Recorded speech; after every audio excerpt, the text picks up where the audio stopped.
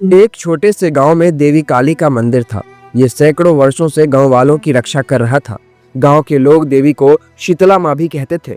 वे मानते थे कि देवी उनके खेतों में फसल, पशुओं की रक्षा और बीमारी से सुरक्षा करती है। गांव के लोग साल में एक बार देवी का भव्य उत्सव मनाते थे। इस उत्सव में बलि और पूजा अर्चना के साथ ही पूरे गांव में खुशहाली छा जाती थी। लेकिन देवी के नियम भी बहुत सख्त थे। देवी को चढ़ाए जाने वाले भोग और बलि में कोई चूक या अनादर नहीं होना चाहिए था।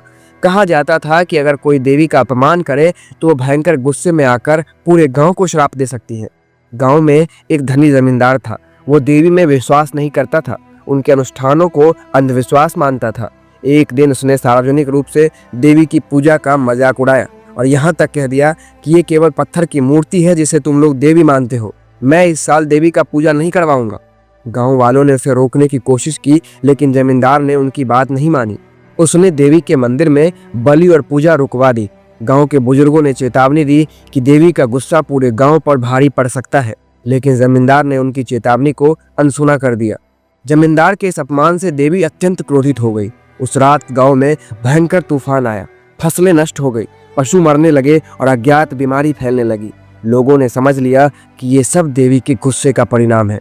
कुछ दिन बाद जमींदार के घर में भी अजीबोगरीब घटनाएं होने लगी। उसे रात में डरावनी आवाजें सुनाई देती और एक दिन उसने सपने में देवी को भयंकर रूप में देखा, जिसमें देवी कह रही थी, तूने मेरा अपमान किया है। अगर तू और तेरे गांव वाले मुझे फिर से प्रसन्न नहीं करेंगे तो मैं तुम्हारे पूरे वंश को समाप्त कर दूंगी।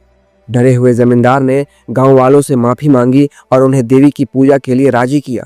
गांव के सभी लोग मंदिर में इकट्ठा हुए और देवी को प्रसन्न करने के लिए भव्य पूजा का आयोजन किया। बलि दी गई, मन्नतें मांगी गई। पूरी रात देवी के नाम का जप किया गया।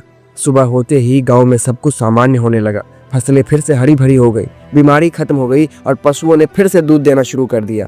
जमींदार ने देवी से माफी मांगी और अपने घमंड का त्याग कर दिया। उसने गांव वालों से वादा किया कि वो अब कभी ऐसा देवी का अनादर नहीं करेगा।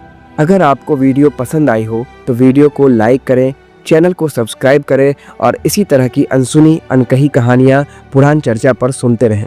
धन्यवाद।